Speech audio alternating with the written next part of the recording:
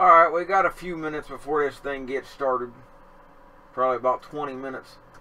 I figured I'd go ahead and get it started, but I'll put the timestamp in the description so anybody watching this after the fact won't have to sit through all this.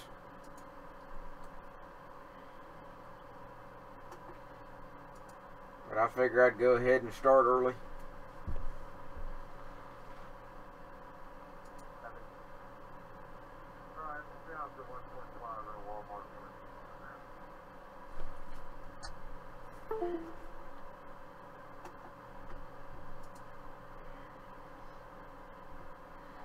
Just getting everything kind of situated here, so bear with me for just a second.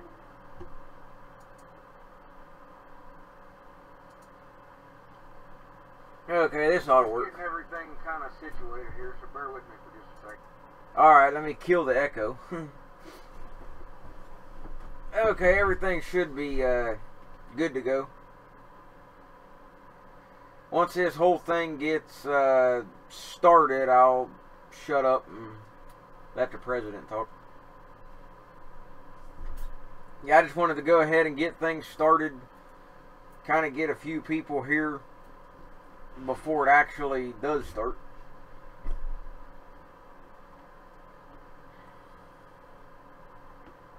And if anybody's interested, there is a, well, if you want to call it a game,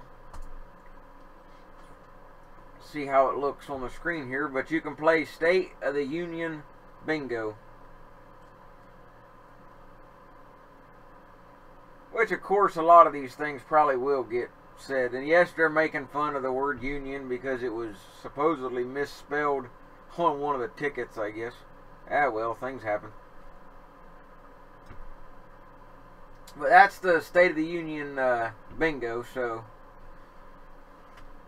we got about 15 minutes. Starts at 9 p.m. Eastern. I just started this stream early. Make sure everything's working okay and all that. I didn't want any technical issues if I could keep from it.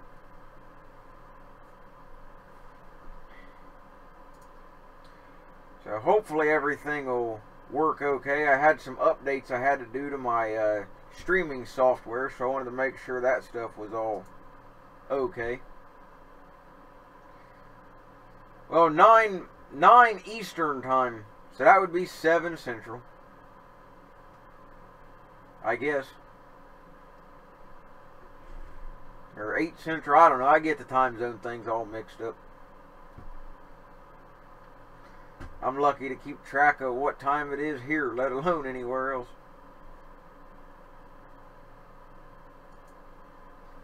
Yeah, I did. I got into crypto coins a little bit. I didn't go crazy with it, but yeah, I did. And speaking of crypto coins, if anybody cares to, in the description I've got 2 links, one for Bitcoin and one for Ethereum. So if anybody wants to drop a nickel or two that way, links are there. Along with PayPal and the usual. Also have a super chat re-enabled in case anybody wants to use it at all.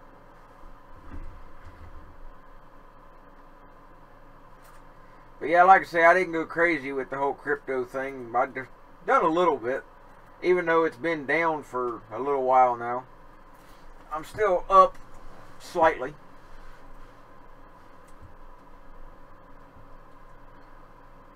Make sure you like the stream and share it around too. Try to get a decent little crowd in here. It's been a while since we've had a big crowd because there hasn't been much going on. If you're not subscribed, please subscribe to the channel. I've lost probably 60 or so subscribers in the last few months because no content. Not really my fault. There's just nothing, you know, nothing been going on. Or when there are events, they're so short that it's, you know, I don't want to start a stream when there's only 5 minutes worth of content or something. So So I try to make sure there's going to be enough content to make it worthwhile.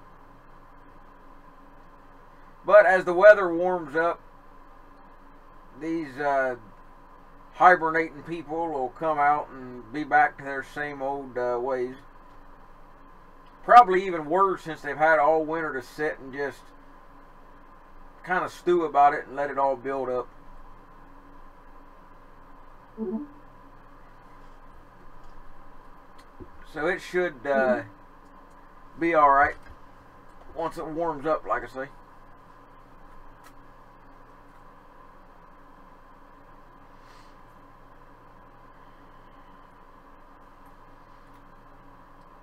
But we'll see how it all turns out.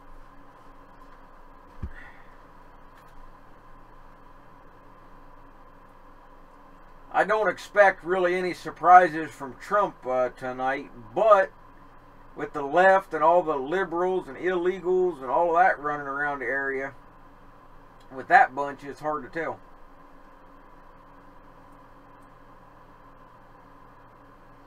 Should get the phone number to ICE and call them, because there's supposed to be a lot of illegals there right now, tonight, the whole deal. But turn them in.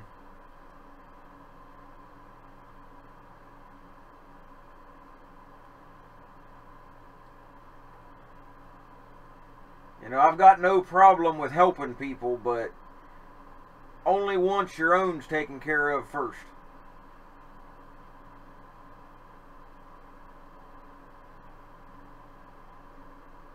You know, these people are all about, oh, we should help everybody else, but yet we can't take care of our own. You know, I've used the analogy of you and your neighbor. You know, your neighbor might get a shut-off notice on their electric, and you get one too. So what are you going to do? Pay your neighbor's bill and sit in the dark? Or pay your own bill? You pay your own. If there's anything left and you feel like it, then you might want to help a neighbor. But you take care of number one first, which is yourself and your own people. You don't feed the neighbor, kids, and let your own go hungry. It's just not the way it works. And all the stuff the left is fighting for, those people would kill them in a heartbeat if they had a chance. Disavow them, don't want nothing to do with them. They're just pawns.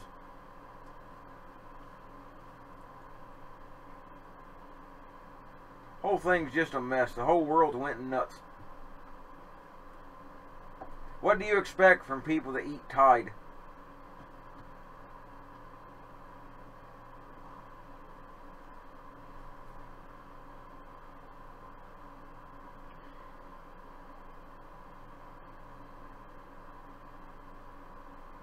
It's been a long time since I've done it. Probably close to a year now. But if anybody's got any interest in astronomy, you know, the stars and all that, let me know. I used to do a lot of sky watches. I got a pretty decent night vision camera that shows all the stars, you know, and you'll see satellites go by and whatever else is out there. If anybody wants me to do some Skywatch type streams, just let me know. It'll probably have to wait a little bit until it warms up some.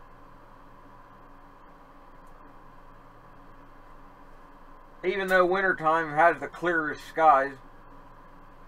So, I can do it when it's cold out, but it's just pretty chilly to be running back and forth when I have to adjust the camera once in a while or whatever. But it can be done if anybody wants. You can look on the channel at some of the ones I've done in the past and get an idea of what it all looks like and how it is. My camera, you can see more stars in the sky than you can if you just go outside and look up. It does a pretty good job.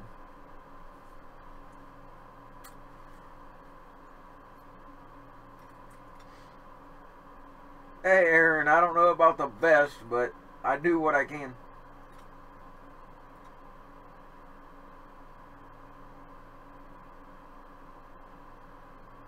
There's already ads floating around on YouTube talking about the rebuttal of the State of the Union and all this stuff. So it ought to be pretty interesting. We should have about 8 more minutes, but I don't know the White House, no matter who the president is, to have ever started on time. So, we'll see how it goes.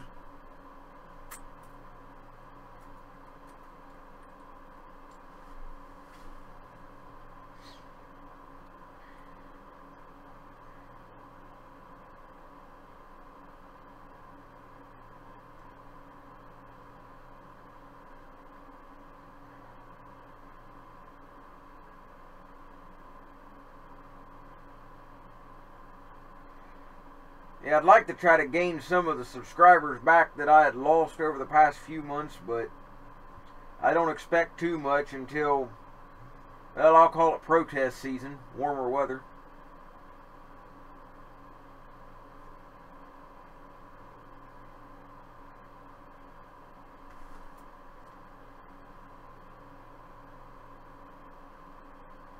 If anybody hasn't watched it, I done them about a month ago or so. But there's 2 videos on the channel. I'd appreciate if you guys go check it out, like it, leave a comment, do what you can. They're where I show off my Geiger counter and some of my antique glass and other things.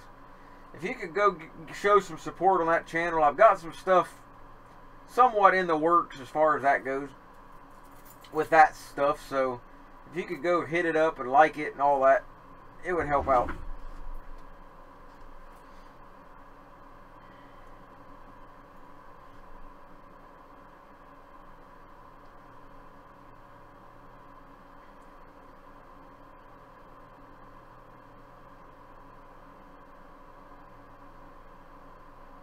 Hopefully this won't get demonetized. I've been lucky so far. I haven't had too much demonetized stuff, but it still happens.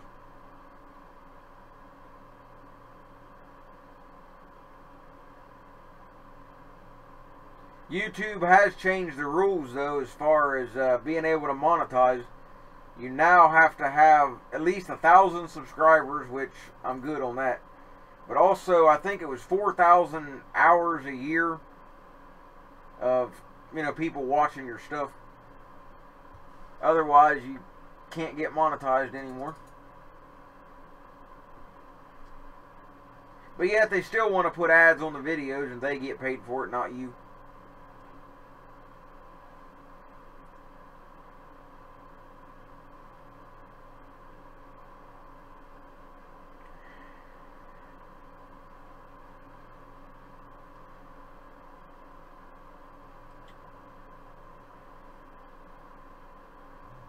I put a video up today, if any of you saw it or not. It's only a couple minutes long. We had a big piece of equipment come through town. It was a big industrial dryer for our new paper factory, paper mill. And it was crazy. There were tons of people out. It's the most people I'd seen out in town in months. Yeah, they still want to take 30% of the donations. That's for sure. They're always good about that. But yeah, we had all kind of people out all over town watching this big industrial thing come through. It was pretty neat to see though. We're supposed to have an even larger piece of equipment come through in a week or so.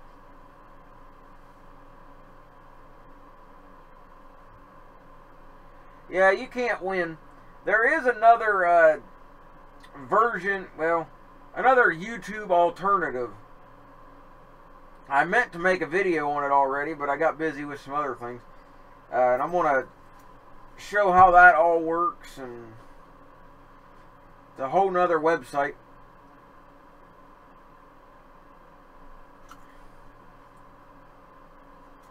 Oh, there's Dreamers there. Yeah, Aaron, the reason the truck was so big was because of the weight. They had to have it all spread out. That way it didn't tear the roads up and everything else. Even though the next town over, next county, is going to be in some trouble though, I think. Well, they'll get yelled at. They pulled the big truck over for a routine traffic stop, which it didn't need. And those trucks can't travel at night, so they held it up for a lot longer than need be.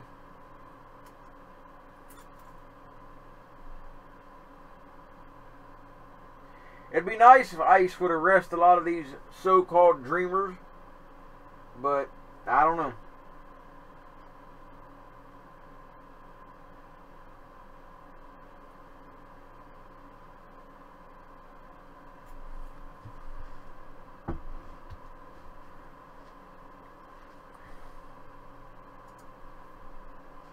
Everybody should call ICE and let them know.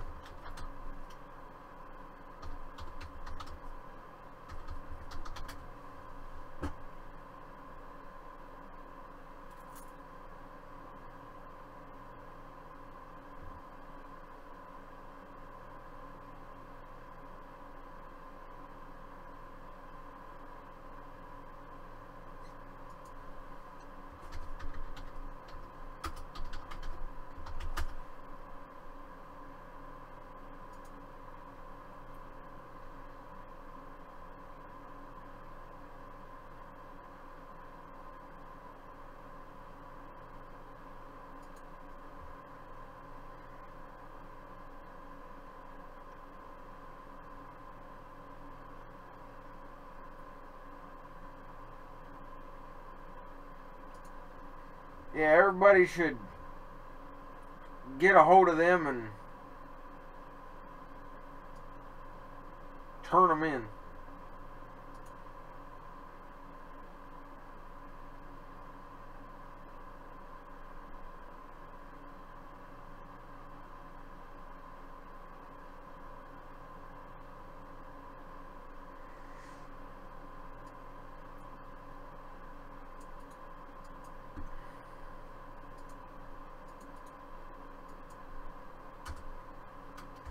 There you go. That's the phone number for ICE.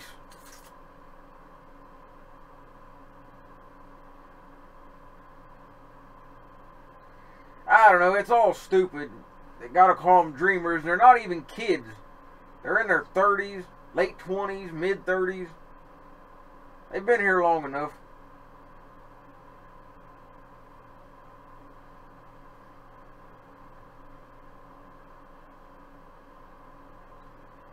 So this should start before too long. It's almost 9 o'clock now.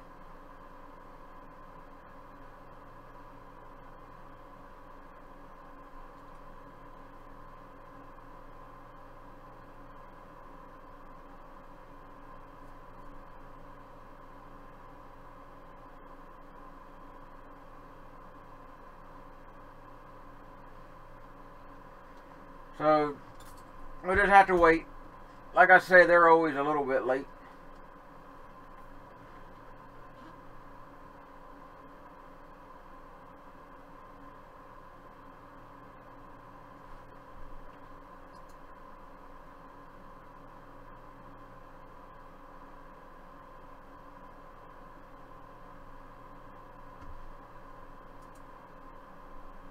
I'm not exactly sure. There's 2 different phone numbers I found for ICE, so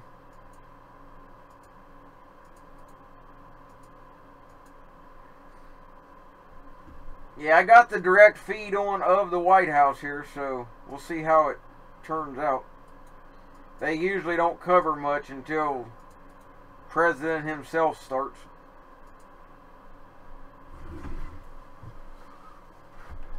So we'll see how it goes here.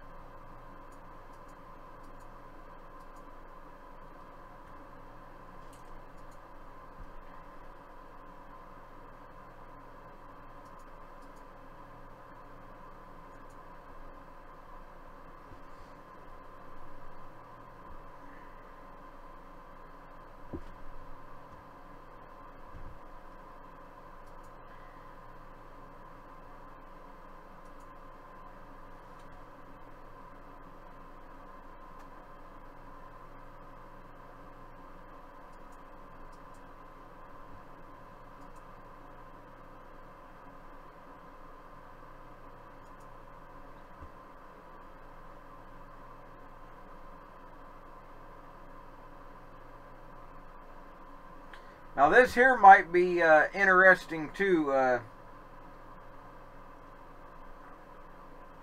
Let's see. Here's a form you can fill out, which we should do, I think.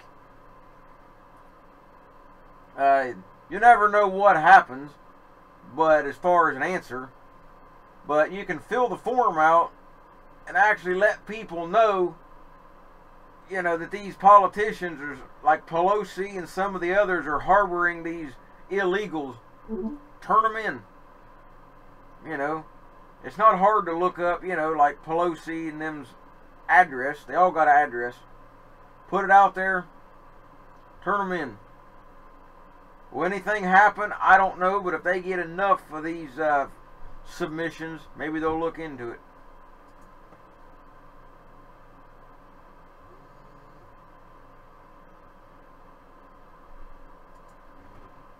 Something's got to be done. Maybe if they see that enough Americans actually care, they'll do a little more than they have.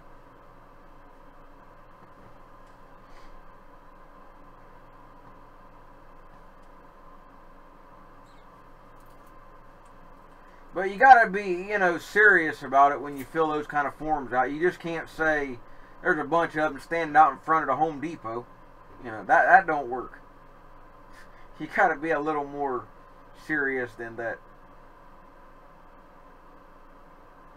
And by the way, they're doing Spanish captions for the State of the Union. Go figure.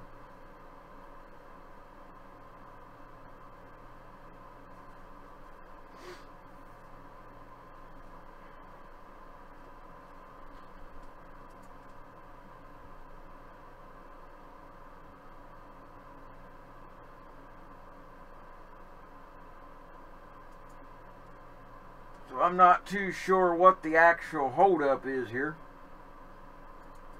but I guess we'll find out shortly.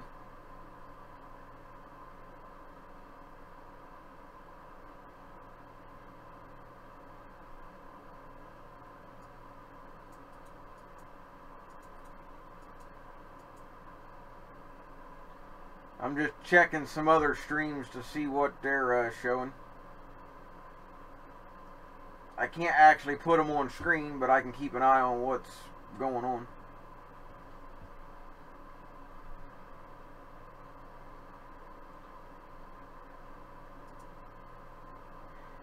What's interesting to me is all the, well, I wouldn't say all, but at least all the ones I've looked at so far that are actual news networks, they have disabled all their chat features for the State of the Union. That's kind of interesting.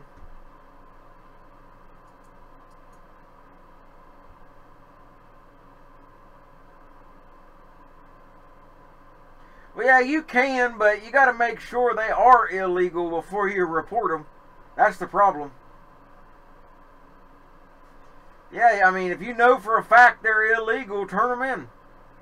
But on the off chance they're not, well, that could be an issue. But you could always do it anonymous anyway, then just sit back and see what happens. So I guess that might work. If you're too worried about it, go to Walmart and buy you one of them, you know, them burner $10 cell phones. They won't know who you are then. Yeah, the off chance.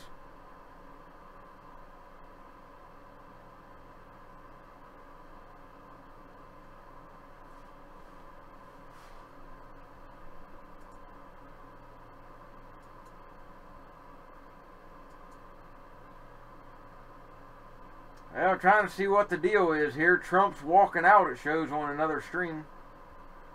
But he's not doing anything as of yet. Just shaking hands.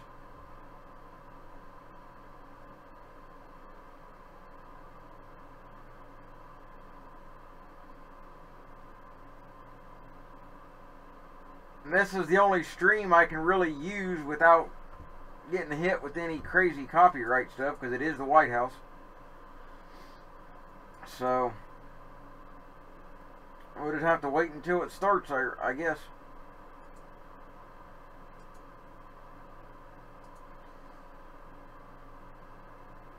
Not sure what the deal is.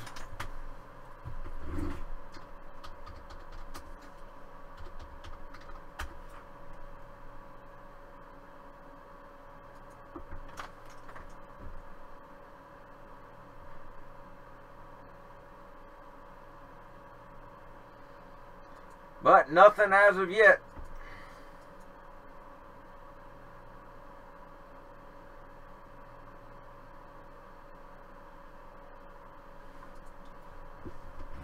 Yeah, Trump's in the building and he was walking through the crowd. The White House just hasn't started their stream yet.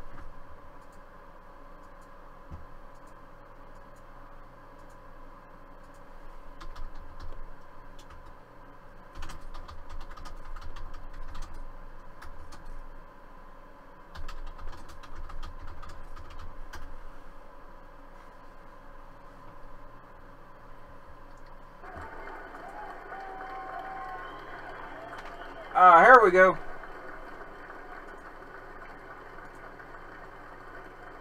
I'm going to shut up and let it go.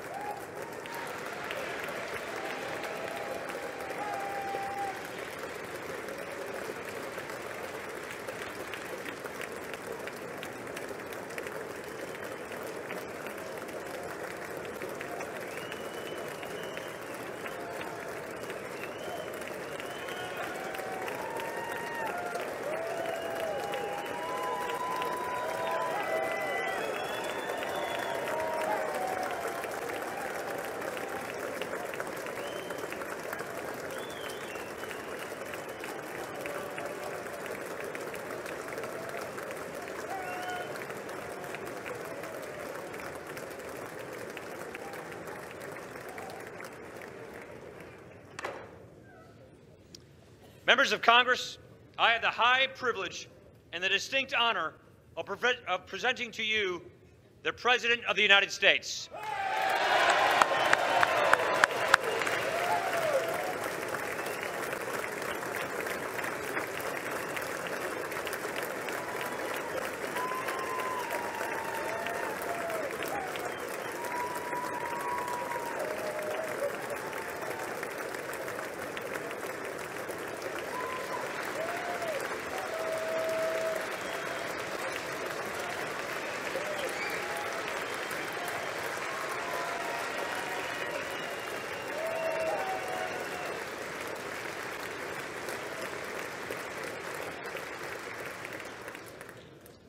Mr. Speaker, Mr. Vice President, members of Congress, the First Lady of the United States, and my fellow Americans.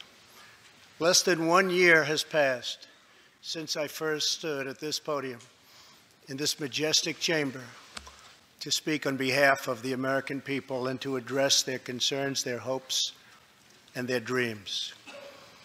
That night, our new administration had already taken very swift action. A new tide of optimism was already sweeping across our land.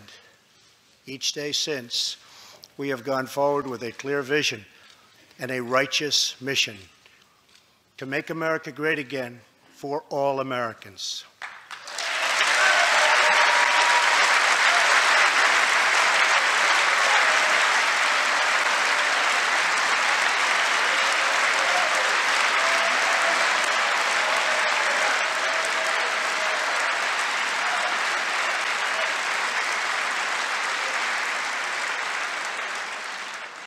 Over the last year, we have made incredible progress and achieved extraordinary success.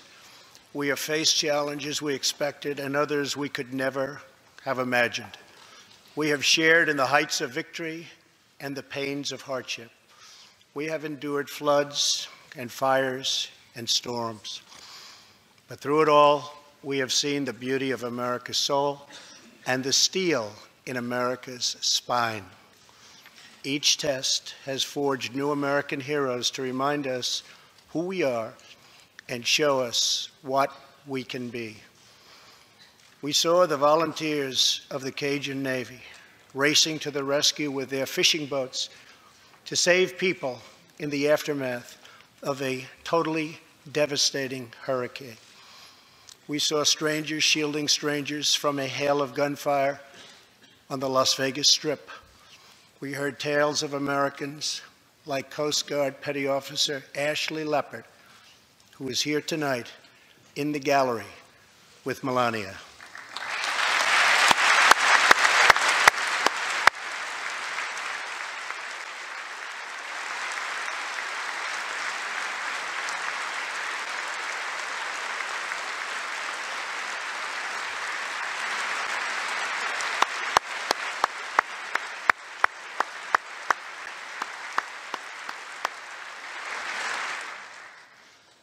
Ashley was aboard one of the first helicopters on the scene in Houston during the Hurricane Harvey. Through 18 hours of wind and rain, Ashley braved live power lines and deep water to help save more than 40 lives. Ashley, we all thank you. Thank you very much.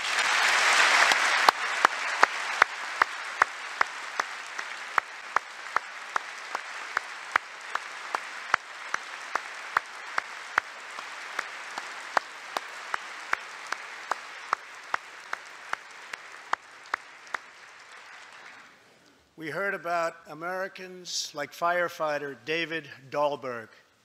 He's here with us also. David faced down walls of flame to rescue almost 60 children trapped at a California summer camp threatened by those devastating wildfires. To everyone still recovering in Texas, Florida, Louisiana, Puerto Rico, and the Virgin Islands, everywhere, we are with you. We love you, and we always will pull through together, always.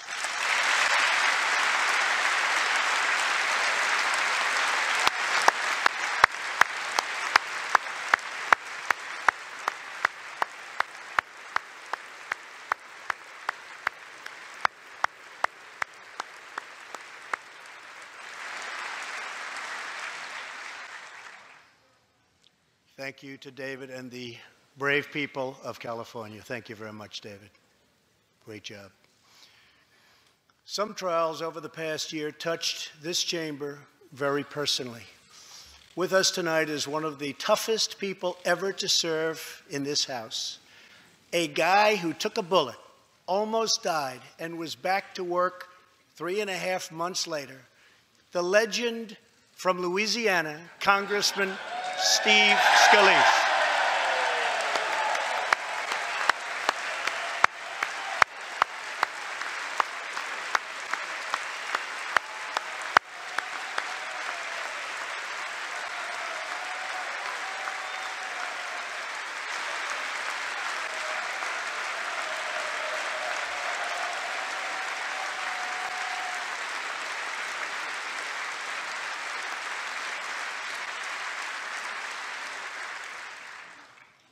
I think they like you, Steve. We're incredibly grateful for the heroic efforts of the Capitol Police officers, the Alexandria Police, and the doctors, nurses, and paramedics who saved his life and the lives of many others, some in this room. In the aftermath, yes.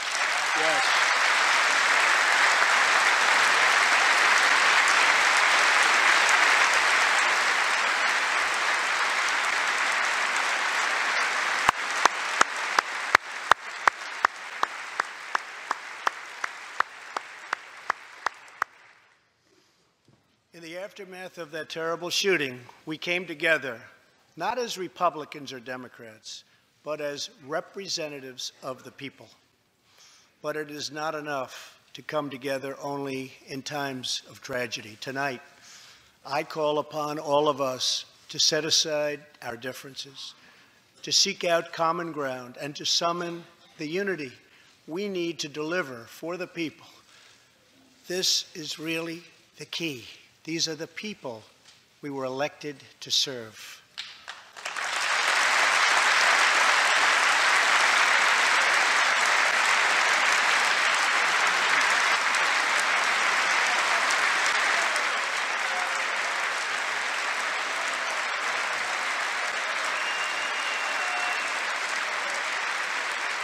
Thank you. Over the last year, the world has seen what we always knew, that no people on earth are so fearless or daring or determined as Americans. If there is a mountain, we climb it. If there's a frontier, we cross it. If there's a challenge, we tame it. If there's an opportunity, we seize it. So let's begin tonight by recognizing that the state of our union is strong because our people are strong.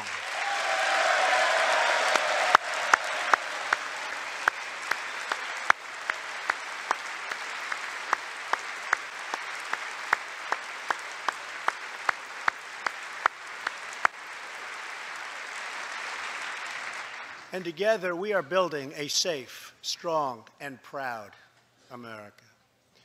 Since the election, we have created 2.4 million new jobs, including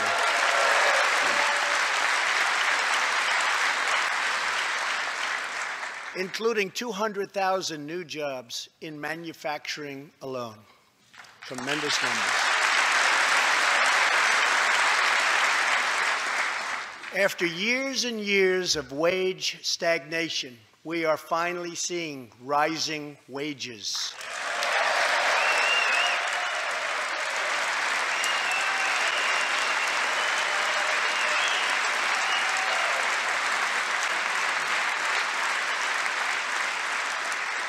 Unemployment claims have hit a 45-year low.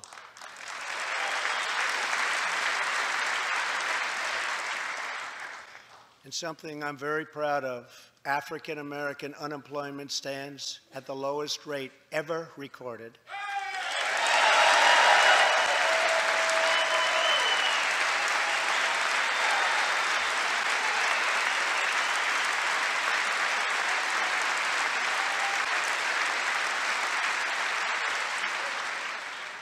And Hispanic American unemployment has also reached the lowest levels in history.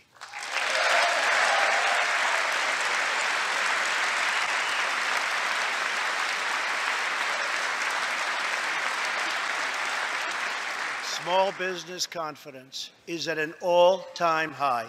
The stock market has smashed one record after another, gaining $8 trillion and more in value in just this short period of time. The great news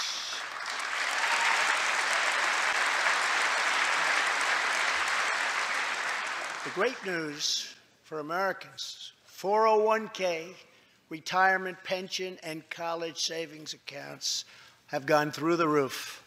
And just as I promised the American people from this podium 11 months ago, we enacted the biggest tax cuts and reforms in American history.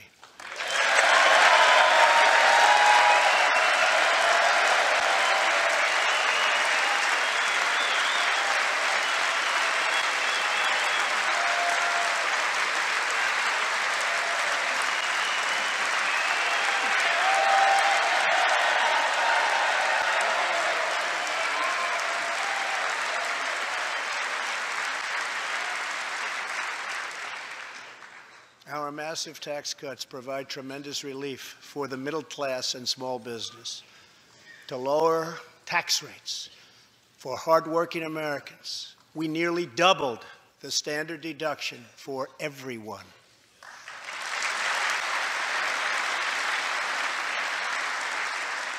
Now the first $24,000 earned by a married couple is completely tax-free.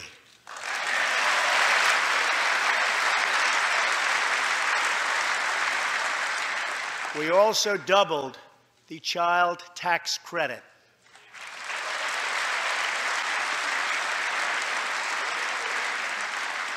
A typical family of four making $75,000 will see their tax bill reduced by $2,000, slashing their tax bill in half.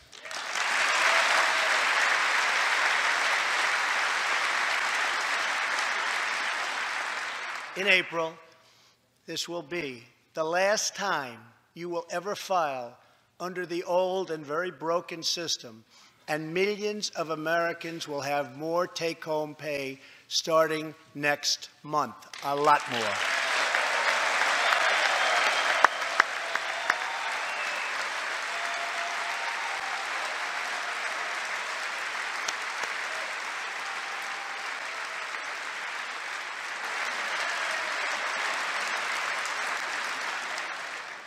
We eliminated an especially cruel tax that fell mostly on Americans making less than $50,000 a year, forcing them to pay tremendous penalties simply because they couldn't afford government-ordered health plans. We repealed the core of the disastrous Obamacare. The individual mandate is now gone. Thank heaven.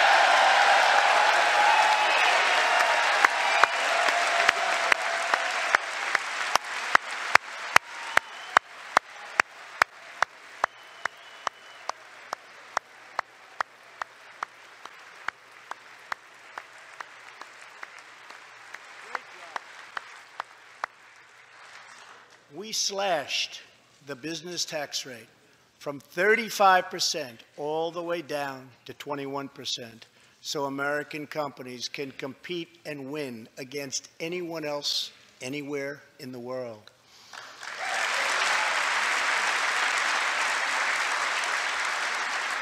These changes alone are estimated to increase average family income by more than $4,000. A lot of money.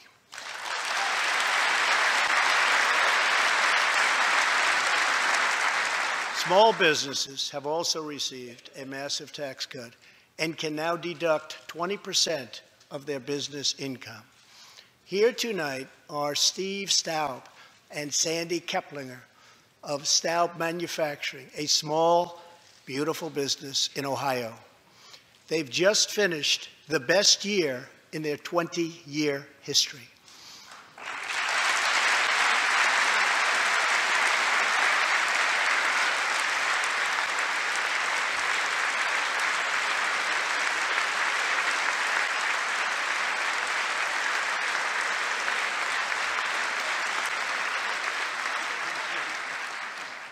Because of tax reform, they are handing out raises, hiring an additional 14 people, and expanding into the building next door. Good feeling.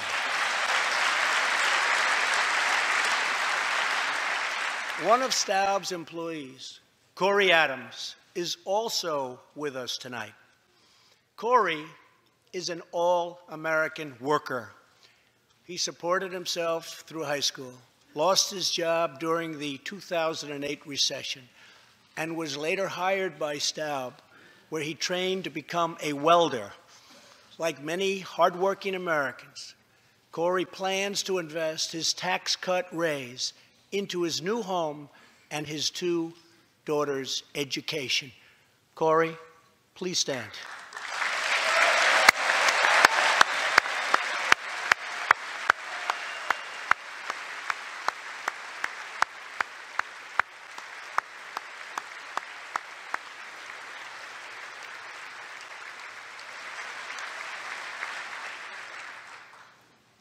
And he's a great welder.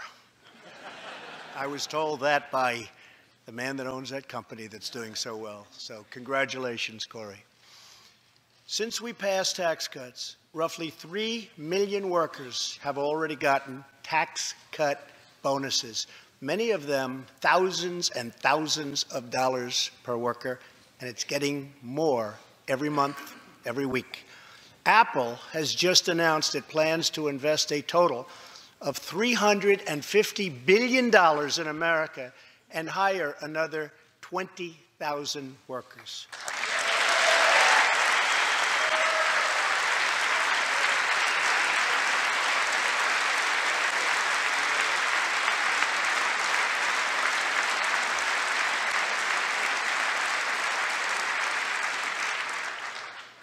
And just a little while ago, ExxonMobil announced a $50 billion investment in the United States, just a little while ago.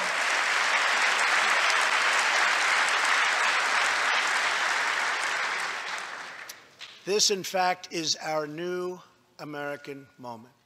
There has never been a better time to start living the American dream. So to every citizen watching at home tonight, no matter where you've been or where you've come from, this is your time. If you work hard, if you believe in yourself, if you believe in America, then you can dream anything. You can be anything. And together, we can achieve absolutely anything.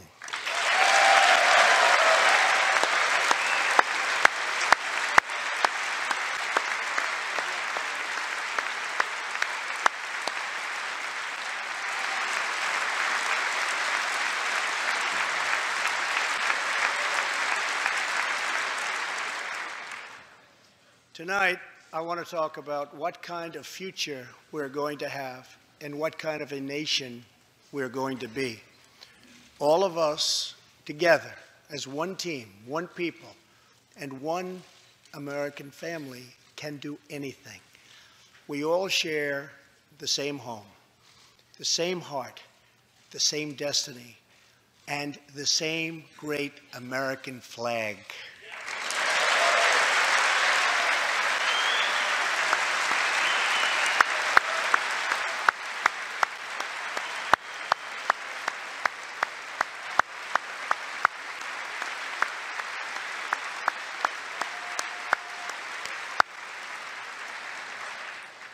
Together, we are rediscovering the American way. In America, we know that faith and family, not government and bureaucracy, are the center of American life. The motto is, "In God we trust."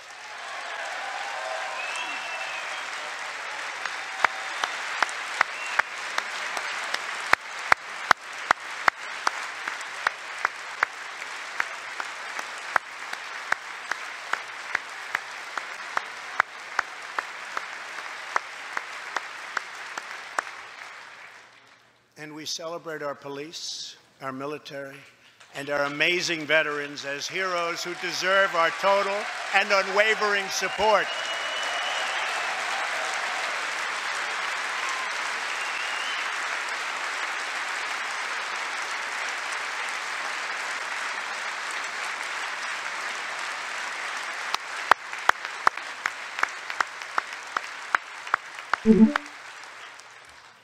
Here tonight is Preston Sharp, a 12-year-old boy from Redding, California, who noticed that veterans' graves were not marked with flags on Veterans Day. He decided all by himself to change that and started a movement that has now placed 40,000 flags at the graves of our great heroes. Preston, a job well done.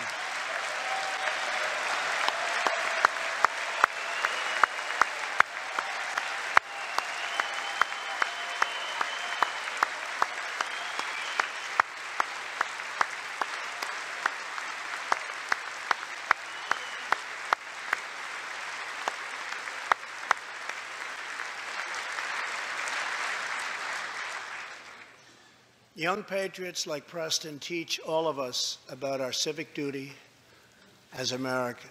And I met Preston a little while ago, and he is something very special that I can tell you. Great future. Thank you very much for all you've done, Preston. Thank you very much. Preston's reverence for those who have served our nation reminds us of why we salute our flag, why we put our hands on our hearts for the Pledge of Allegiance and why we proudly stand for the national anthem.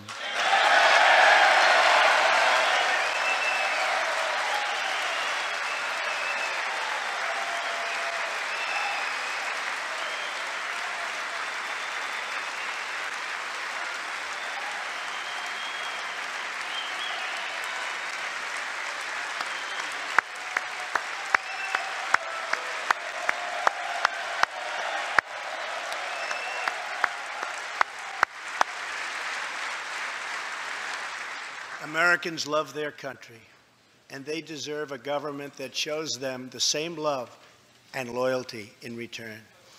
For the last year, we have sought to restore the bonds of trust between our citizens and their government. Working with the Senate, we are appointing judges who will interpret the Constitution as written, including a great new Supreme Court justice and more circuit court judges than any new administration in the history of our country.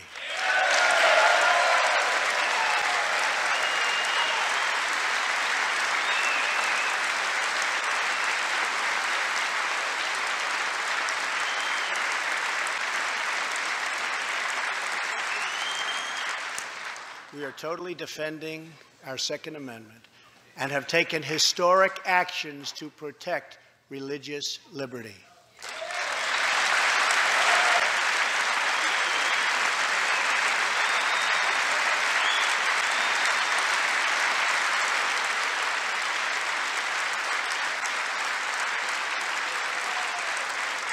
And we are serving our brave veterans, including giving our veterans choice in their health care decisions.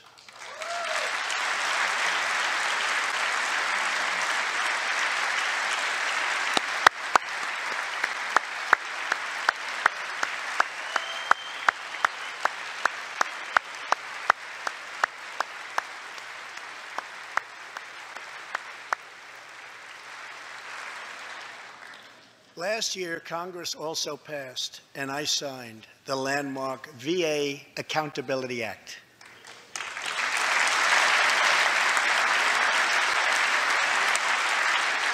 Since its passage, my administration has already removed more than 1,500 VA employees who failed to give our veterans the care they deserve, and we are hiring talented people who love our vets as much as we do.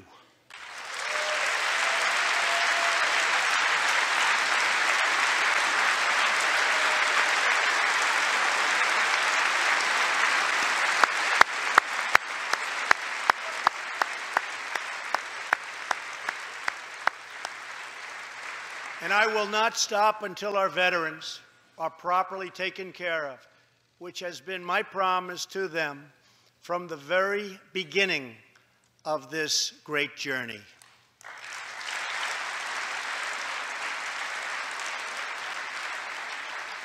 All Americans deserve accountability and respect, and that's what we are giving to our wonderful heroes, our veterans. Thank you.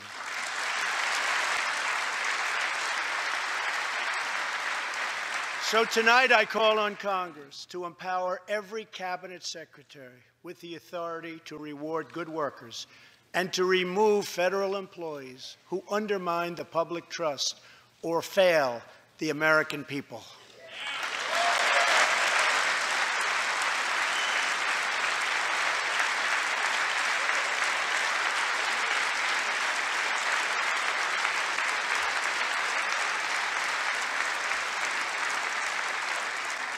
In our drive to make Washington accountable, we have eliminated more regulations in our first year than any administration in the history of our country.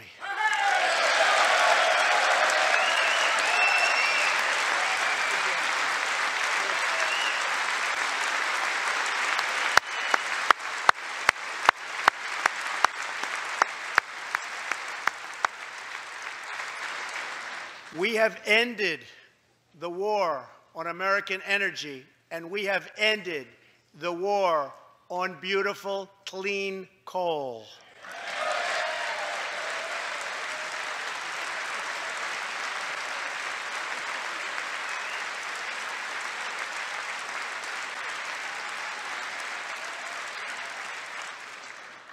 we are now very proudly an exporter of energy to the world.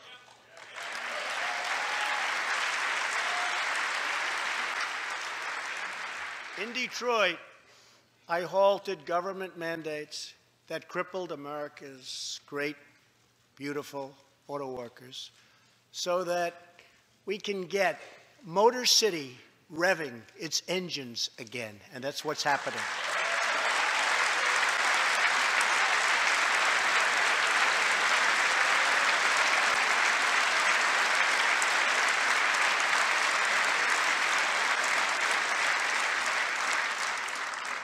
Many car companies are now building and expanding plants in the United States, something we haven't seen for decades. Chrysler is moving a major plant from Mexico to Michigan. Toyota and Mazda are opening up a plant in Alabama, a big one, and we haven't seen this in a long time. It's all coming back.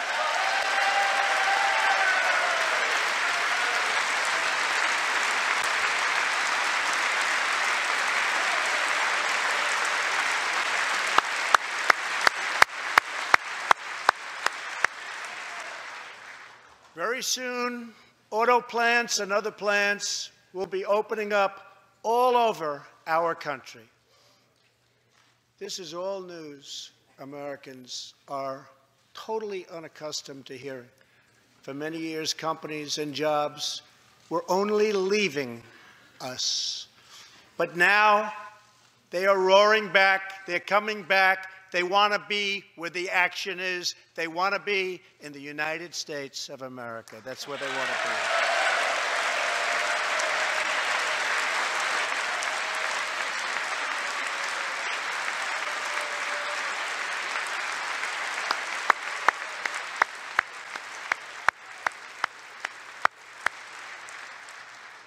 Exciting progress is happening every single day.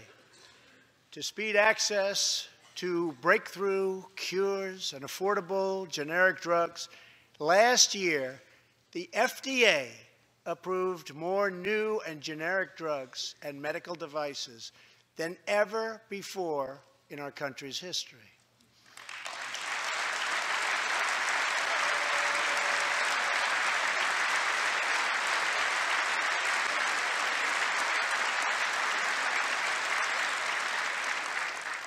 We also believe that patients with terminal conditions, terminal illness, should have access to experimental treatment immediately that could potentially save their lives. People who are terminally ill should not have to go from country to seek a cure. I want to give them a chance right here at home. It's time for Congress to give these wonderful, incredible Americans the right to try.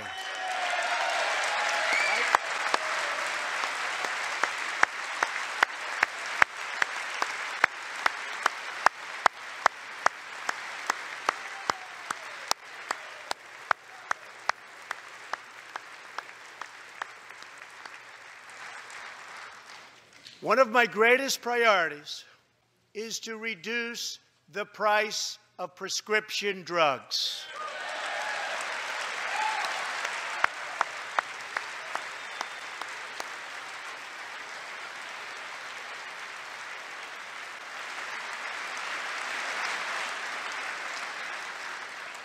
In many other countries, these drugs cost far less than what we pay in the United States, and it's very, very unfair. That is why I've directed my administration to make fixing the injustice of high drug prices one of my top priorities for the year.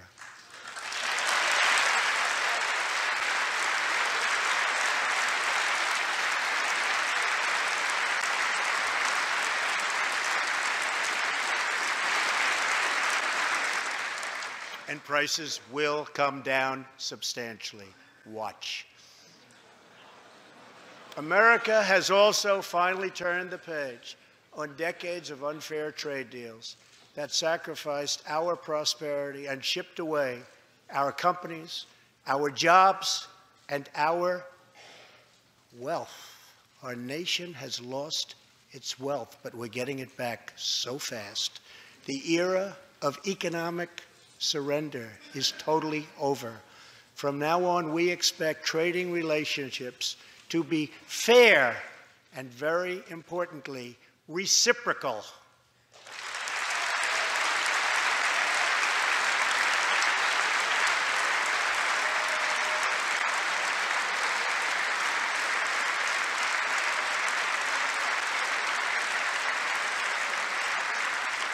We will work to fix bad trade deals and negotiate new ones, and they'll be good ones, but they'll be fair. And we will protect American workers and American intellectual property through strong enforcement of our trade rules.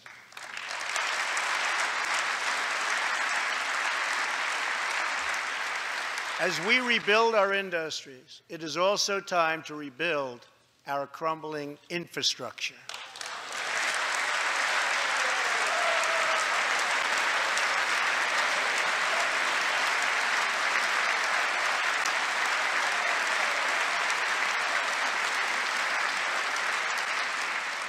America is a nation of builders.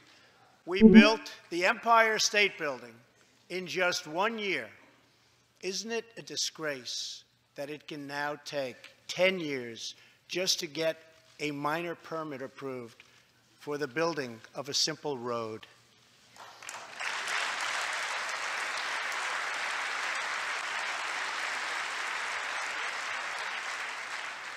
I am asking both parties to come together to give us safe, fast, reliable, and modern infrastructure that our economy needs and our people deserve.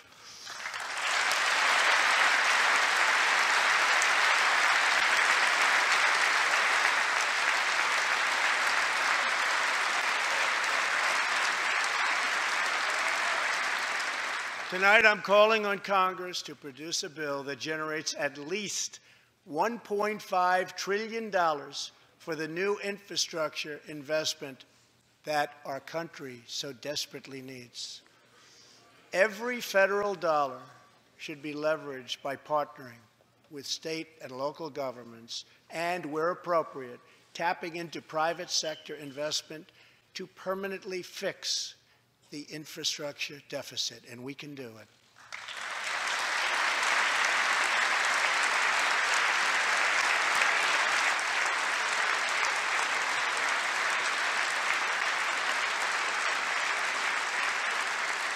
Any bill must also streamline the permitting and approval process, getting it down to no more than 2 years and perhaps even 1.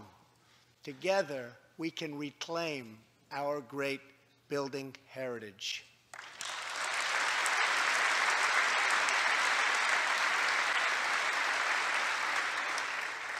We will build gleaming new roads, bridges, highways, railways, and waterways all across our land. And we will do it with American heart, and American hands, and American grit.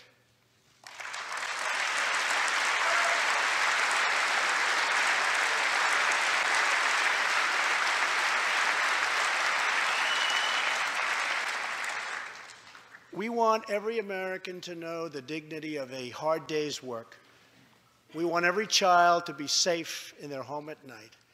And we want every citizen to be proud of this land that we all love so much. We can lift our citizens from welfare to work, from dependence to independence, and from poverty to prosperity.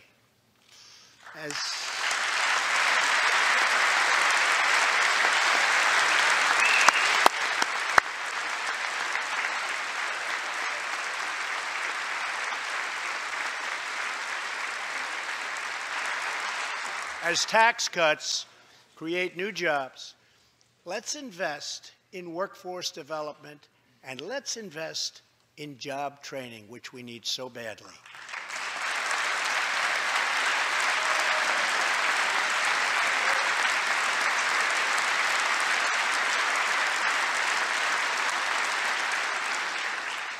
Let's open great vocational schools so our future workers can learn a craft and realize their full potential.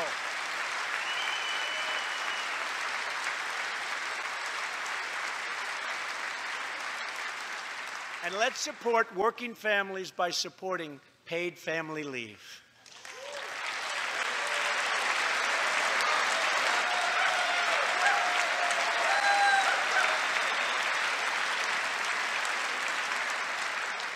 As America regains its strength, opportunity must be extended to all citizens. That is why this year we will embark on reforming our prisons to help former inmates who have served their time get a second chance at life.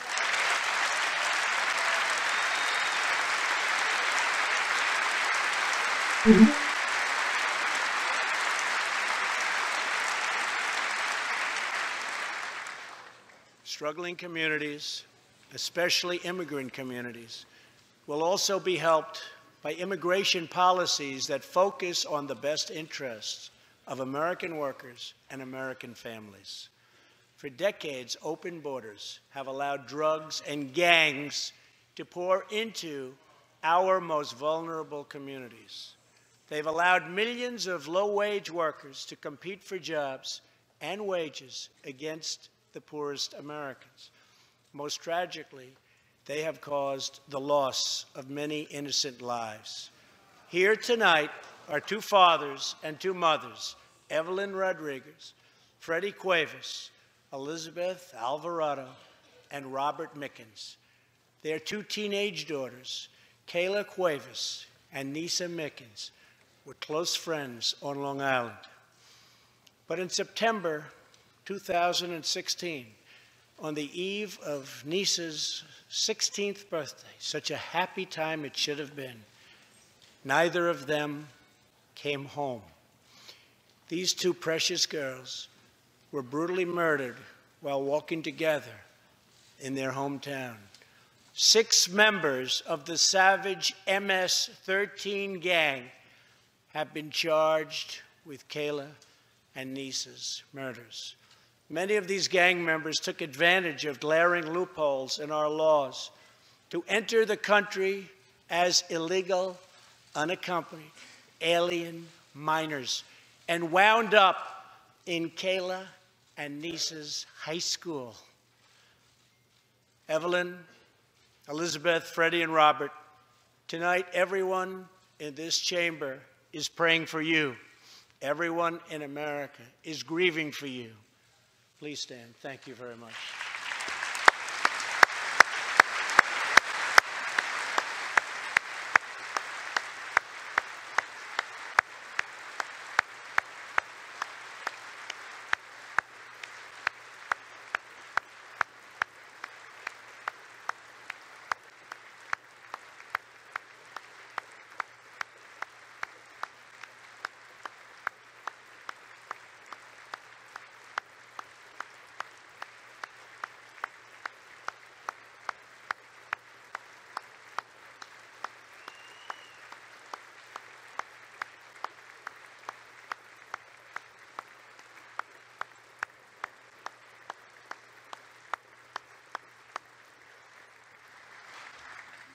I want you to know that 320 million hearts are right now breaking for you. We love you. Thank you.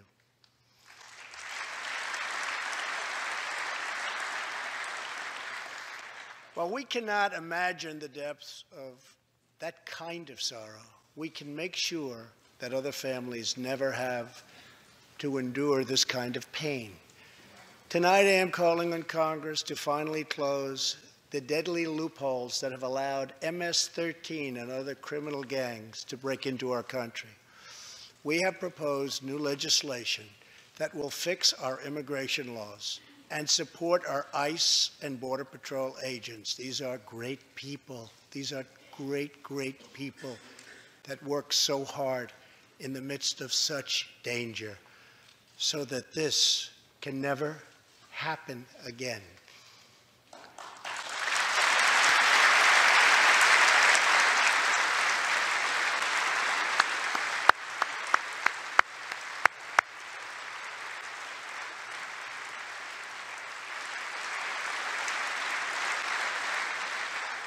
The United States is a compassionate nation. We are proud that we do more than any other country anywhere in the world to help the needy, the struggling, and the underprivileged all over the world. But as President of the United States, my highest loyalty, my greatest compassion, my constant concern is for America's children, America's struggling workers, and America's forgotten communities. I want our youth to grow up, to achieve great things. I want our poor to have their chance to rise.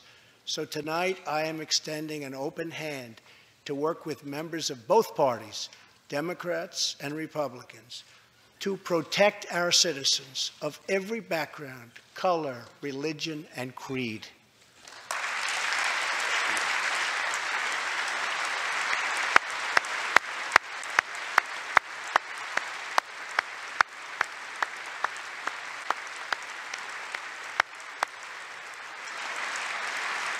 My duty, and the sacred duty of every elected official in this chamber, is to defend Americans, to protect their safety, their families, their communities, and their right to the American dream.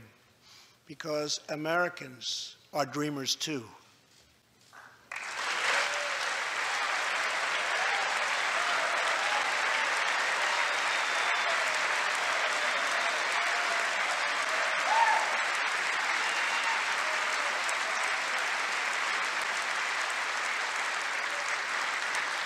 Here tonight is one leader in the effort to defend our country, Homeland Security Investigation Special Agent Celestino Martinez. He goes by DJ and CJ. He said, call me either one. So we'll call you CJ. Served 15 years in the Air Force before becoming an ICE agent and spending the last 15 years fighting gang violence and getting dangerous criminals off of our streets. Tough job. At one point, MS-13 leaders ordered CJ's murder, and they wanted it to happen quickly. But he did not cave to threats or to fear. Last May, he commanded an operation to track down gang members on Long Island. His team has arrested nearly 400, including more than 220 MS-13 gang members. And I have to tell you what the Border Patrol and ICE have done. We have sent thousands and thousands and thousands of MS-13 horrible people out of this country or into our prisons. So I just want to congratulate you, CJ. You're a brave guy. Thank you very much.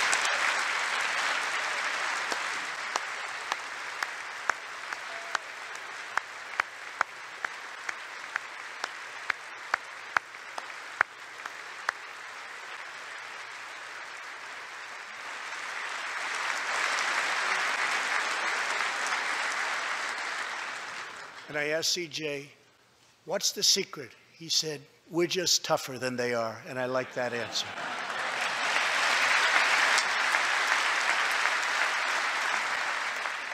Now let's get Congress to send you, and all of the people in this great chamber have to do it. We have no choice.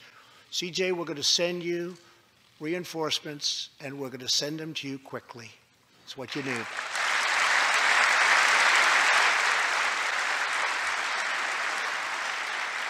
Over the next few weeks, the House and Senate will be voting on an immigration reform package. In recent months, my administration has met extensively with both Democrats and Republicans to craft a bipartisan approach to immigration reform. Based on these discussions, we presented Congress with a detailed proposal that should be supported by both parties as a fair compromise, one where nobody gets everything they want, but where our country gets the critical reforms it needs and must have.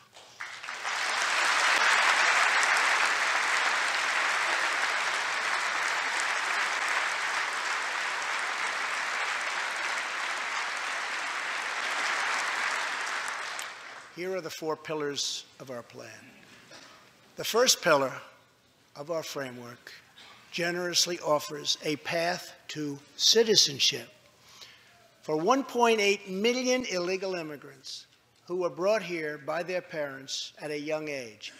That covers almost 3 times more people than the previous administration covered.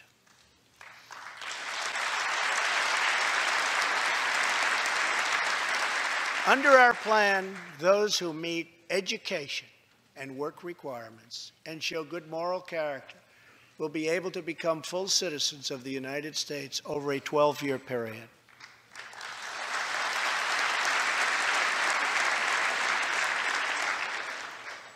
The second pillar fully secures the border.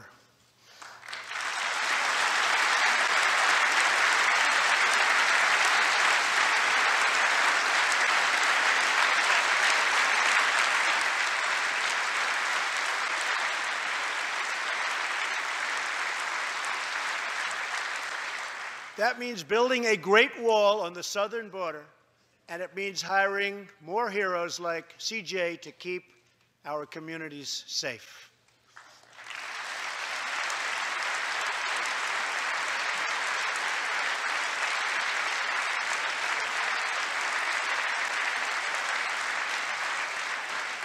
Crucially, our plan closes the terrible loopholes exploited by criminals and terrorists to enter our country, and it finally ends the horrible and dangerous practice of catch and release.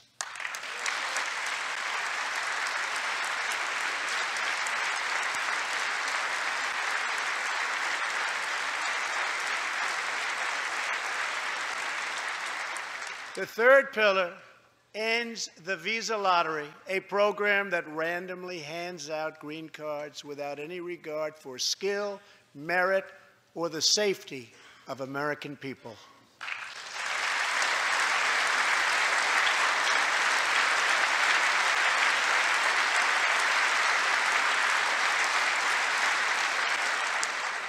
It's time to begin moving toward a merit-based immigration system, one that admits people who are skilled, who want to work, who will contribute to our society, and who will love and respect our country.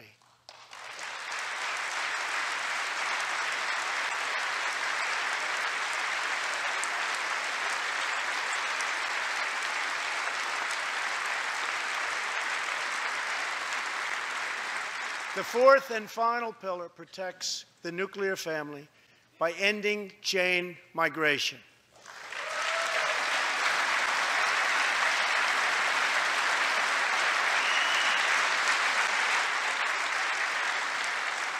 Under the current broken system, a single immigrant can bring in virtually unlimited numbers of distant relatives. Under our plan, we focus on the immediate family by limiting sponsorships to spouses and minor children.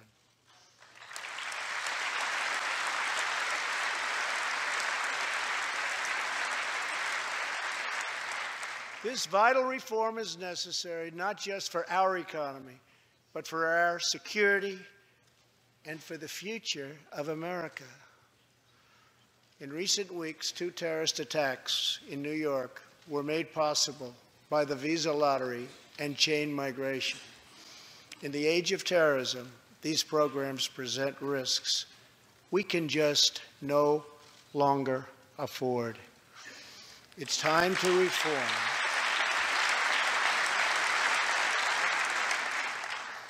These outdated immigration rules and finally bring our immigration system into the 21st century.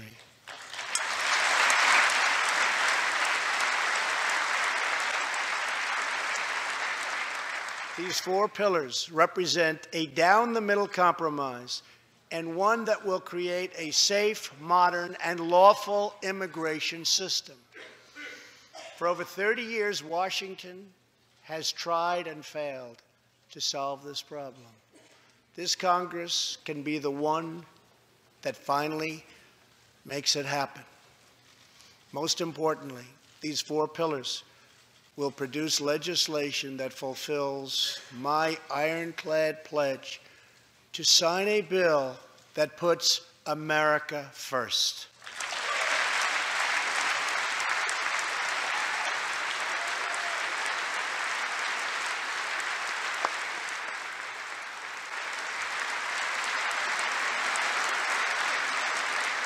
So let's come together, set politics aside, and finally get the job done.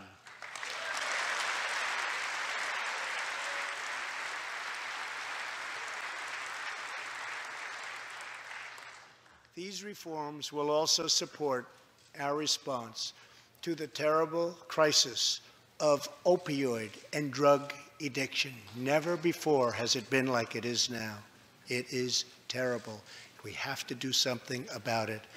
In 2016, we lost 64,000 Americans to drug overdoses, 174 deaths per day, 7 per hour. We must get much tougher on drug dealers and pushers if we are going to succeed in stopping this scourge.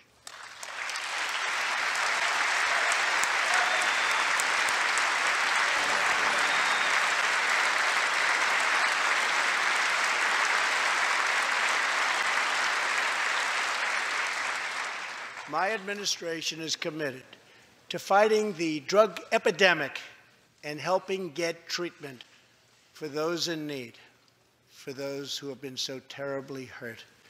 The struggle will be long and it will be difficult, but as Americans always do, in the end, we will succeed, we will prevail.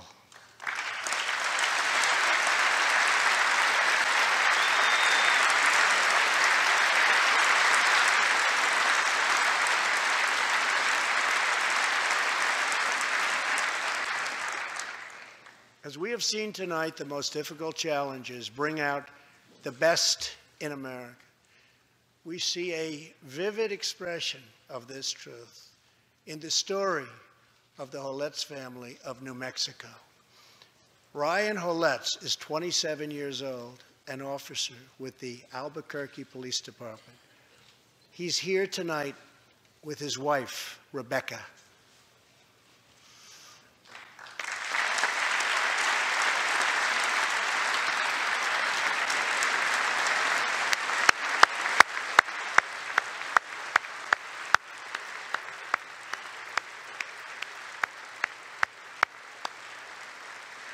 Thank you, Ryan.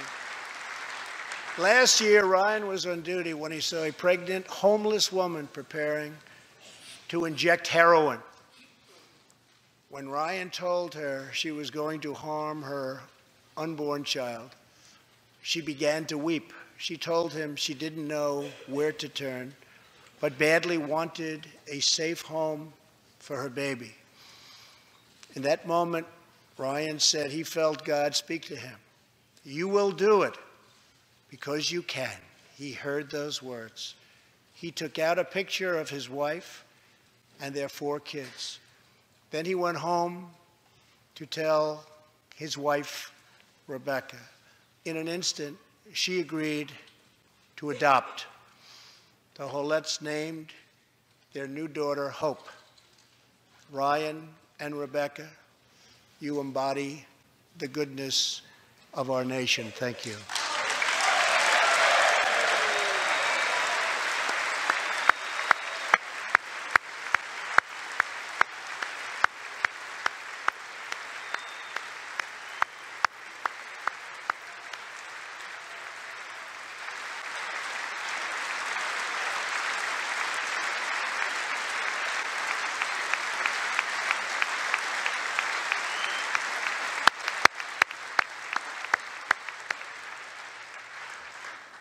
Thank you, Ryan and Rebecca. As we rebuild America's strength and confidence at home, we are also restoring our strength and standing abroad. Around the world, we face rogue regimes, terrorist groups, and rivals like China and Russia that challenge our interests, our economy, and our values. In confronting these horrible dangers, we know that weakness is the surest path to conflict, and unmatched power is the surest means to our true and great defense. For this reason, I am asking Congress to end the dangerous defense sequester and fully fund our great military.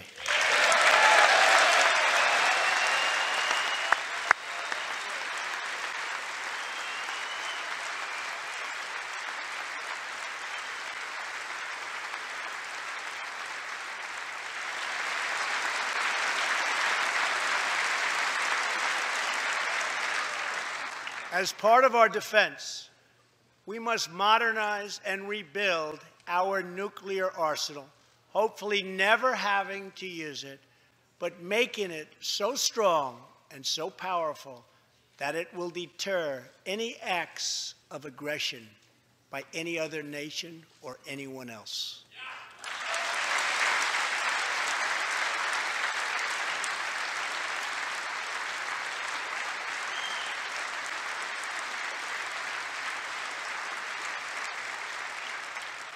Perhaps someday in the future there will be a magical moment when the countries of the world will get together to eliminate their nuclear weapons. Unfortunately, we are not there yet, sadly. Last year, I also pledged that we would work with our allies to extinguish ISIS from the face of the earth. 1 year later, I am proud to report that the coalition to defeat ISIS has liberated very close to 100% of the territory just recently held by these killers in Iraq and in Syria and in other locations as well.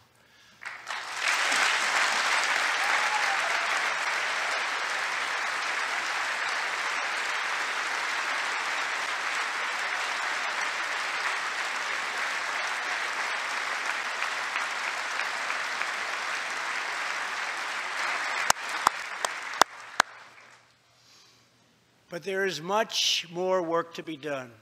We will continue our fight until ISIS is defeated.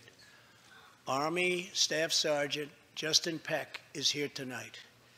Near Raqqa last November, Justin and his comrade, Chief Petty Officer Kenton Stacy, were on a mission to clear buildings that ISIS had rigged with explosive, so that civilians could return to that city, hopefully soon and hopefully safely. Clearing the second floor of a vital hospital, Kenton Stacy was severely wounded by an explosion. Immediately, Justin bounded into the booby-trapped and unbelievably dangerous and unsafe building and found Kenton, but in very, very bad shape. He applied pressure to the wound and inserted a tube to reopen an airway. He then performed CPR for 20 straight minutes during the ground transport and maintained artificial respiration through 2.5 hours and through emergency surgery. Kenton Stacy would have died if it were not for Justin's selfless love for his fellow warrior. Tonight, Kenton is recovering in Texas. Raqqa is liberated, and Justin is wearing his new Bronze Star with a V for Valor. Staff Sergeant Peck, all of America salutes you.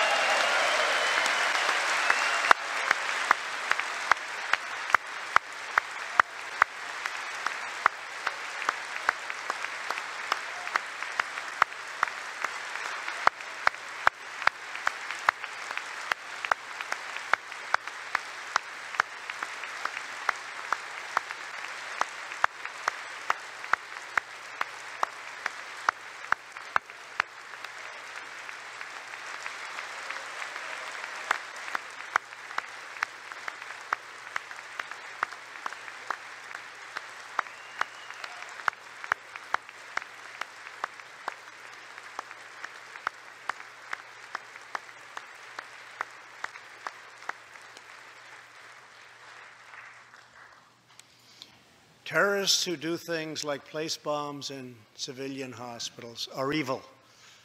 When possible, we have no choice but to annihilate them. When necessary, we must be able to detain and question them.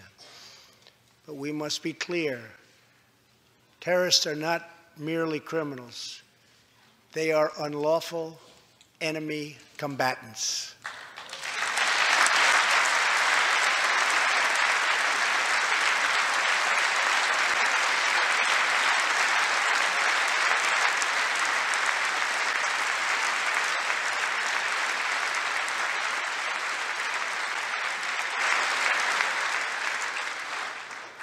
And when captured overseas, they should be treated like the terrorists they are. In the past, we have foolishly released hundreds and hundreds of dangerous terrorists, only to meet them again on the battlefield, including the ISIS leader, al-Baghdadi, who we captured, who we had, who we released. So today, I'm keeping another promise.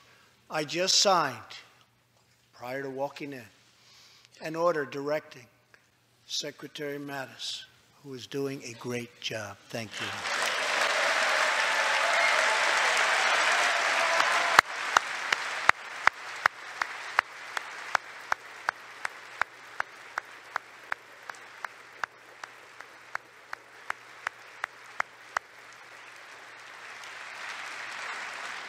To re-examine our military detention policy and to keep open the detention facilities in Guantanamo Bay.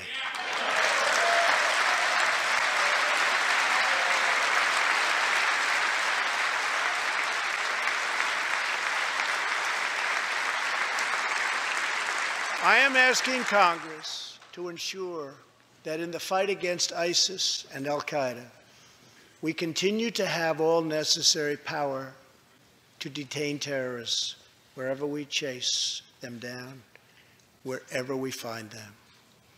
And in many cases, for them, it will now be Guantanamo Bay.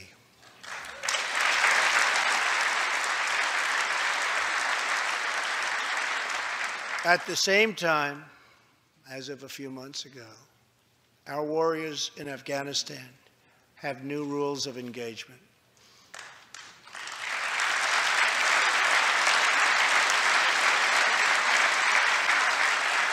Along with their heroic Afghan partners, our military is no longer undermined by artificial timelines, and we no longer tell our enemies our plans.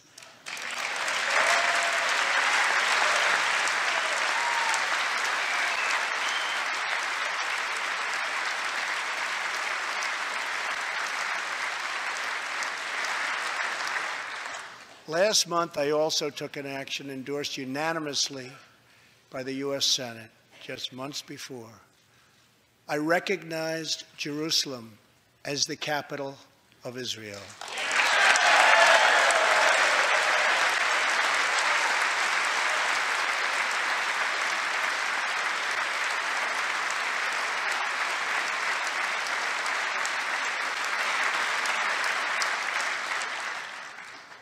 Shortly afterwards, dozens of countries voted in the United Nations General Assembly against America's sovereign right to make this decision. In 2016, American taxpayers generously sent those same countries more than $20 billion in aid. That is why tonight I am asking Congress to pass legislation to help ensure American foreign assistance dollars always serve American interests and only go to friends of America, not enemies of America.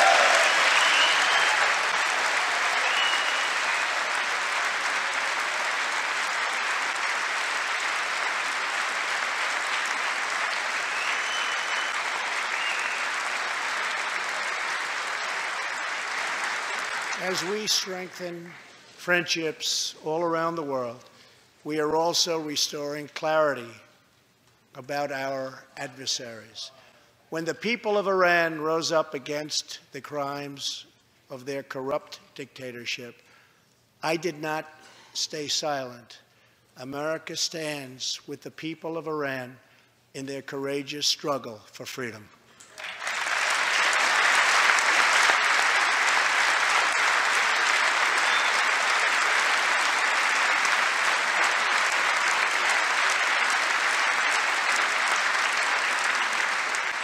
I am asking Congress to address the fundamental flaws in the terrible Iran nuclear deal.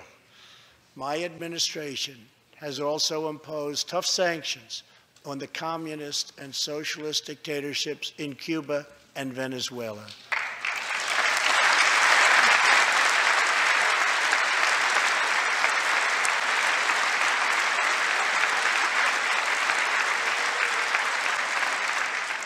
But no regime has oppressed its own citizens more totally or brutally than the cruel dictatorship in North Korea. North Korea's reckless pursuit of nuclear missiles could very soon threaten our homeland. We are waging a campaign of maximum pressure to prevent that from ever happening. Past experience has taught us that complacency and concessions only invite aggression and provocation. I will not repeat the mistakes of past administrations that got us into this very dangerous position.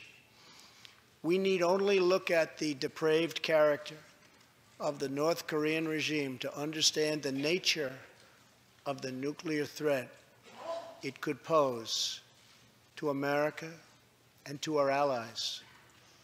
Otto Warmbier was a hard-working student at the University of Virginia, and a great student he was. On his way to study abroad in Asia, Otto joined a tour to North Korea. At its conclusion, this wonderful young man was arrested and charged with crimes against the state. After a shameful trial, the dictatorship sentenced Otto to 15 years of hard labor before returning him to America last June, horribly injured and on the verge of death. He passed away just days after his return. Otto's wonderful parents, Fred and Cindy Warmbier, are here with us tonight, along with Otto's brother and sister, Austin and Greta. Please.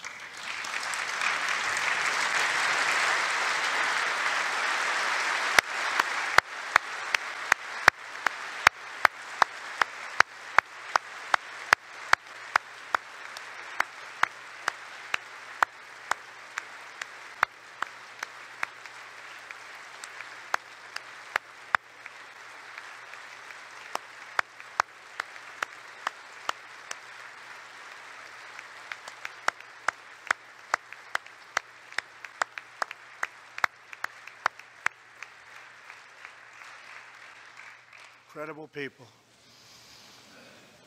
You are powerful witnesses to a menace that threatens our world, and your strength truly inspires us all. Thank you very much. Thank you.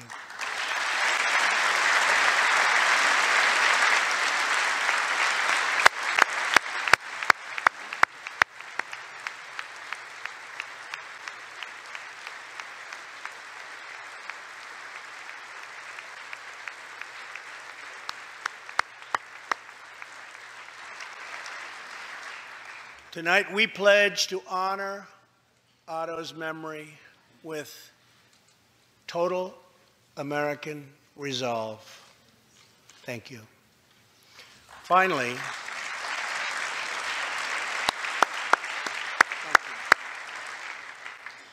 we are joined by one more witness to the ominous nature of this regime. His name is Mr. Ji Sung Ho. In 1996, Sung Ho was a starving boy in North Korea. One day he tried to steal coal from a railroad car to barter for a few scraps of food, which were very hard to get. In the process, he passed out on the train tracks, exhausted from hunger. He woke up as a train ran over his limbs. He then endured multiple amputations without anything to dull the pain or the hurt. His brother and sister gave what little food they had to help him recover and ate dirt themselves, permanently stunting their own growth. Later, he was tortured by North Korean authorities after returning from a brief visit to China. His tormentors wanted to know if he'd met any Christians. He had, and he resolved after that to be free. Sung Ho traveled thousands of miles on crutches all across China and Southeast Asia to freedom. Most of his family followed. His father was caught trying to escape and was tortured to death. Today, he lives in Seoul, where he rescues other defectors and broadcasts into North Korea what the regime fears most, the truth. Today, he has a new leg, but Sung Ho, I understand you still keep those old crutches as a reminder of how far you've come. Your great sacrifice is an inspiration to us all. Please, thank you.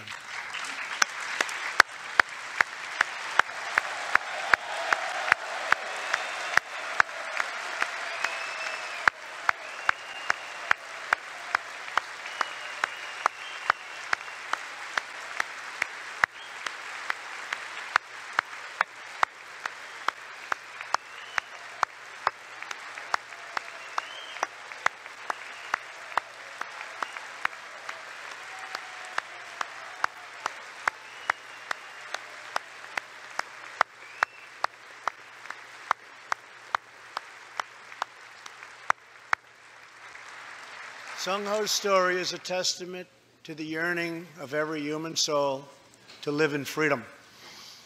It was that same yearning for freedom that nearly 250 years ago gave birth to a special place called America.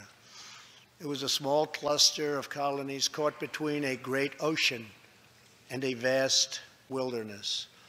It was home to an incredible people with a revolutionary idea that they could rule themselves, that they could chart their own destiny, and that together they could light up the entire world.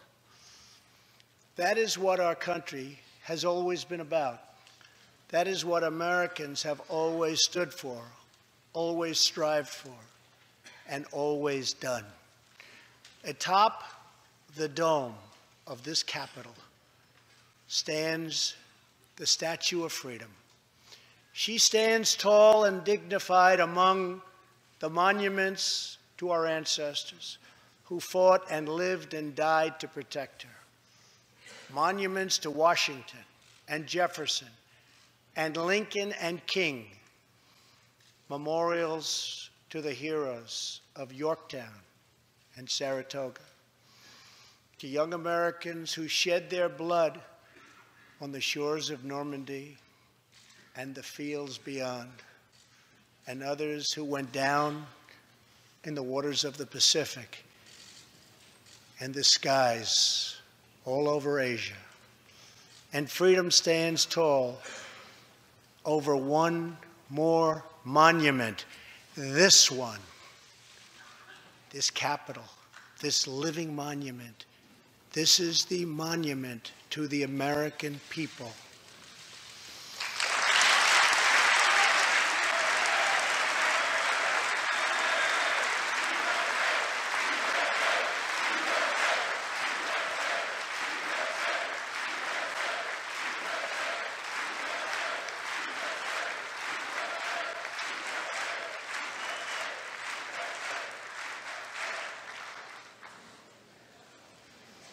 We're a people whose heroes live not only in the past, but all around us, defending hope, pride, and defending the American way. They work in every trade. They sacrifice to raise a family. They care for our children at home. They defend our flag abroad. And they are strong moms and brave kids. They are firefighters and police officers and border agents, medics and Marines. But above all else, they are Americans. And this capital, this city, this nation belongs entirely to them.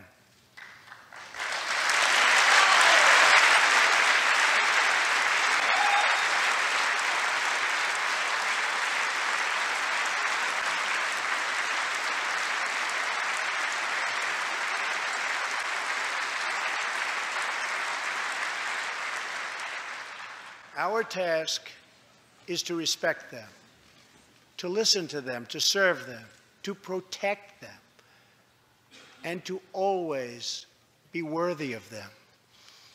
Americans fill the world with art and music. They push the bounds of science and discovery, and they forever remind us of what we should never, ever forget. The people dreamed this country. The people built this country. And it's the people who are making America great again.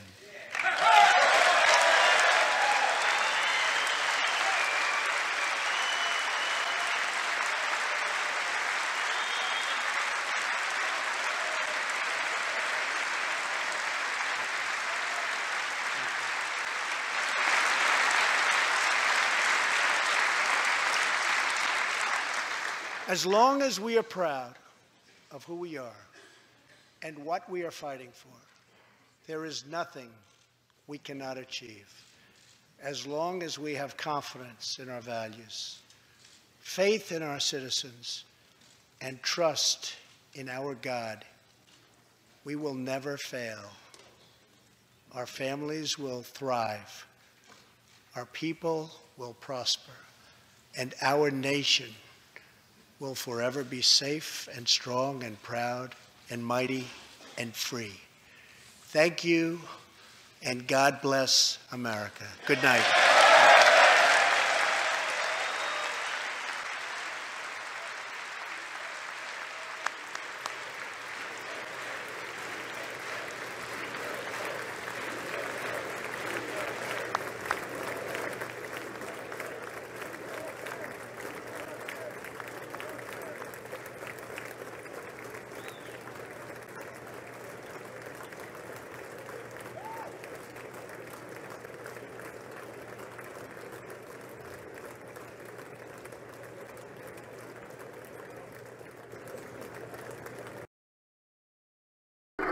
Well, looks like that's the end of the State of the Union. Excuse me. Hope everybody enjoyed what they had to, hear from the president. That was one of the best ones I have heard in my short life, I guess you could say. I'm not that old. But I think it was a real good speech. Got the point across. And it was all true. I mean, there was nothing in there that, was made up. But of course, now the left, they're going to complain about how much he clapped and, the people standing up, sitting down. They're going to complain about all that stuff, but that don't matter. They got to have something to talk about. CNN will probably talk for days about him clapping. I mean, they talked for how long about, Melania's shoes and Trump drinking the bottle of water there a while back. So, you just got to overlook that mess. But, yeah, the Democrats, they're running, they're out of there. Their heads are about ready to explode. They can't take it anymore. I bet there'll be a run on Excedrin.